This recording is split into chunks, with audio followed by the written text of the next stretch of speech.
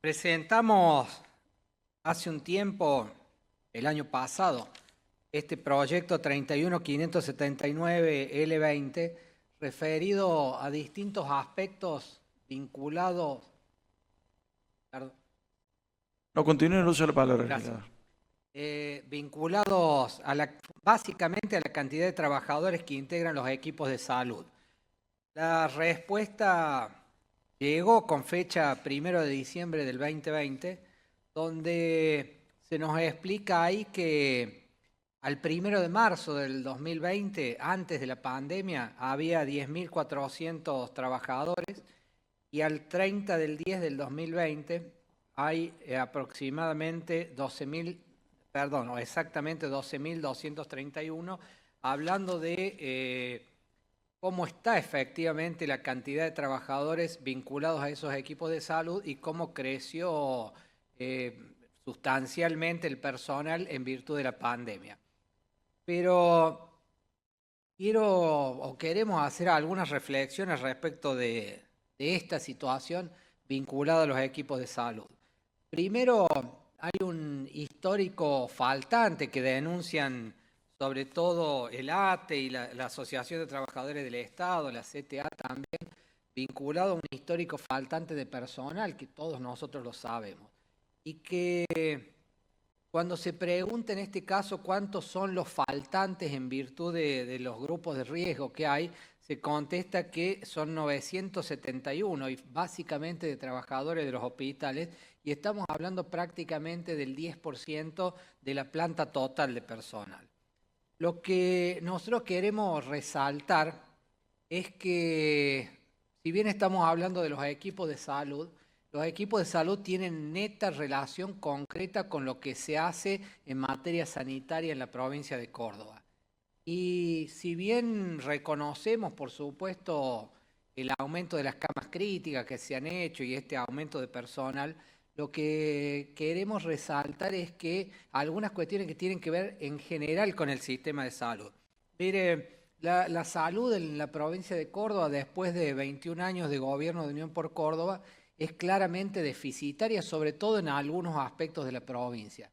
Cuando uno recorre de Jesús María para el norte de la provincia, cualquier habitante de la zona, para atenderse por cuestiones de mediana complejidad, tiene que recorrer en muchos casos 50 o 100 kilómetros para atenderse en condiciones dignas, para atenderse en condiciones de dignidad de la persona, porque hay muchísimos nosocomios que no funcionan como corresponde, porque hay muchísimos hospitales que no tienen de ninguna manera, especialistas o médicos para atender esas cuestiones y esas patologías. Y hay una inequidad que se ve con datos concretos. En el norte cordobés hay un médico cada 1.000 habitantes, cuando la Organización Panamericana de la Salud, la OPS, dice que lo normal es 2,5 cada 1.000 habitantes, con lo cual se vuelve a resaltar que este gobierno ha abandonado el norte cordobés, que ha dejado librado al azar al norte de la provincia de Córdoba, que no solamente en materia de infraestructura, en planes laborales, en condiciones de empleo, sino también en la atención del PAICOR, el norte cordobés ha quedado absolutamente a la deriva respecto de las políticas que han llevado a cabo 21 años de esta gestión. Pero aparte de eso, quiero resaltar, porque muchas veces son los trabajadores los que cuentan lo que está pasando en cada uno de los nosocomios. Hace un tiempo nos llegaba, por ejemplo, una nota del ATE, de la Asociación de Trabajadores del Estado, y de la CTA Córdoba, donde nos manifestaban, por ejemplo, en dos de esas notas que yo he elegido al azar, uno, la situación actual del Hospital de Río Tercero, Hospital Provincial de Río Tercero, donde en esa nota hablan, por supuesto, de este histórico faltante de personal, de la falta de inversión que hay en el sector sanitario, y en un momento, y al final de la nota dice: en el hospital se han perdido en los últimos años cargos de planta permanente como psiquiatría infantil, cirugía infantil, kinesiología, 6 cargos de planta permanente de enfermería, 4 administrativos que tampoco se han recuperado y así una larga lista de personal que lo único que genera es mayor deterioro en la calidad de atención de la población y la necesidad de la gente de trasladarse a otros centros urbanos para recibir atención y tratamiento. Nota también de ATE y de la CTA, hablando del Hospital Provincial de Río Cuarto. Dice, las condiciones en las que se trabaja son desgastantes y no existe una política de cuidado sostenida en el tiempo para con los trabajadores y las trabajadoras del hospital. Hay trabajadores de la Ley 7233 que se encuentran realizando guardias sin poder cobrar. Se mantiene personal en condiciones precarias de contratación y empleo. No se realizan los concursos pertinentes.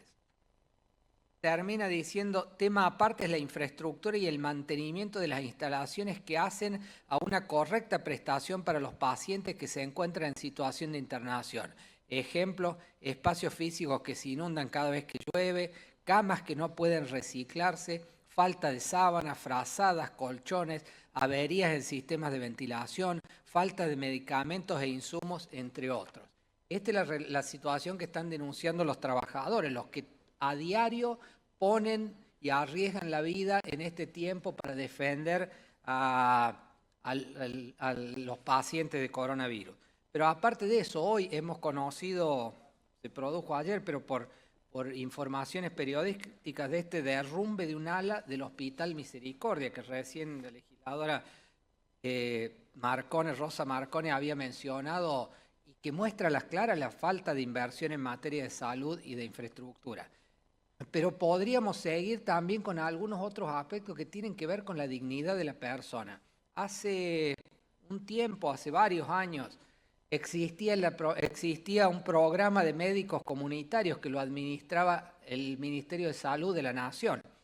Ese programa de médicos comunitarios, llamado Médicos a la Cubana, que iban casa por casa en los lugares más pobres de la geografía de la provincia a relevar la situación sanitaria, médicos, nutricionistas, enfermeras, que iban al territorio a palpar cuál era la situación. Ese programa fue trasladado a la provincia. Cuando se trasladó a la provincia, en 2016 había 650 médicos comunitarios que tenían que mendigar todos los meses para que les paguen la beca que correspondía, que tenían que mendigar todos los meses que se le abone el magro salario que correspondía. Y eso se fue en una decisión del gobierno de la provincia trasladado a los municipios sin los fondos que hacen falta para hacerse cargo de esa situación. Y lo que ocurre es que hoy son menos de 350 y por supuesto no cumplen la función que se había previsto en su momento. Y eso tiene que ver ni más ni menos que con la atención primaria de la salud, ni más ni menos que con la presencia del Estado en esos lugares. Y lo cito también porque tiene que ver con los médicos, con los equipos de salud. Se ha conocido también en estas últimas horas el listado de vacunados VIP de la provincia. Y fíjense que 2 de cada 3 equipos de salud no han sido vacunados en la provincia de Córdoba. Y me parece que cuando desde la dirigencia política reclamamos o trabajamos para que haya credibilidad, los vacunados VIP de la provincia de Córdoba generan un masazo concreto a la credibilidad de la gente en el gobierno provincial.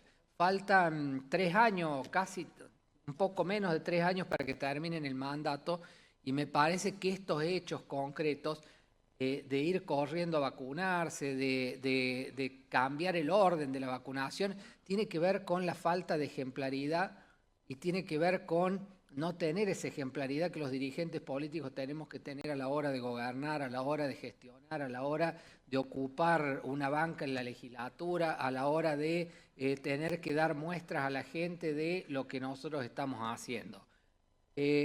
Ataca la credibilidad de la política, ataca la credibilidad de sus dirigentes, ataca la credibilidad del gobierno, pone en jaque un sistema de vacunación que tendría que haber sido absolutamente solidario y empezar por los que menos tienen. Pero como como a mí me gusta también no solamente criticar, sino mostrar que nosotros generamos también ideas, propuestas, soluciones, quiero citar tres proyectos que nosotros hemos presentado y que por supuesto no son tenidos en la más mínima consideración, ni siquiera en la comisión. El primero, miren, nosotros, si hay dos sectores sociales con los cuales Córdoba tiene que tener un reconocimiento enorme, es los docentes y los equipos de salud. Los equipos de salud han puesto todo al servicio de el cuidado de cada uno de los cordobeses que necesita un respirador, una cama crítica, que se necesitó atender. Y esos equipos de salud cobran 68.454 pesos de bruto. O sea, cuando van al cajero cobran bastante menos que eso. Y cuando en algunos casos cobran menos que la canasta básica. Están en algunos casos debajo de la línea de pobreza. Y nosotros nos llenamos, o el gobierno se llena la boca hablando del reconocimiento, del esfuerzo que ponen, del agradecimiento. Y nunca un gobierno tiene que abusar de la vocación que tienen estos sectores sociales y la empatía que tienen para con la gente. Y nosotros en ese sentido hemos presentado un proyecto que tenía que ver con un compromiso de recuperación salarial de 4 puntos por encima de la inflación para estos sectores de la salud. ¿Saben cuánto cuesta? Menos de la mitad del puente José Manuel de la Sota que cruza el lago San Roque. Y cuando hay que hablar de prioridad, la prioridad es la gente. La prioridad no es muchas veces el cemento y el frío cemento, sino que la prioridad tiene que ver con mejorarle las condiciones de vida a la gente. Este gobierno paga salarios de miseria, salarios de hambre, salarios que en la mayoría de los casos para profesionales de 20 años de servicio cobran casi menos de 50.000 pesos de bolsillo. Con lo cual me parece que hay que empezar a cambiar la pirámide y hay que empezar a pensar en estos sectores. Pero aparte de eso, presentamos el año pasado también como reconocimiento de la tarea que están haciendo más de 30 equipos de salud fallecidos, personas fallecidas en el ejercicio de su función, producto del coronavirus y producto de estar al frente de la batalla frente al coronavirus. Y lo que buscábamos era, a pedido de los mismos trabajadores, que se le haga un reconocimiento al fallecimiento de estas personas de 2 salarios, un subsidio de 2 salarios para que tengan para atender la familia las necesidades mínimas hasta que se pudieran rehacer. Por supuesto, tampoco fueron tenidas en cuenta. Y el tercero, hemos pedido también que se reflote este programa de médicos comunitarios que tiene que ver con la esencia de la atención primaria de la salud. Por supuesto, no ponemos mucha esperanza en que se puedan debatir esos proyectos.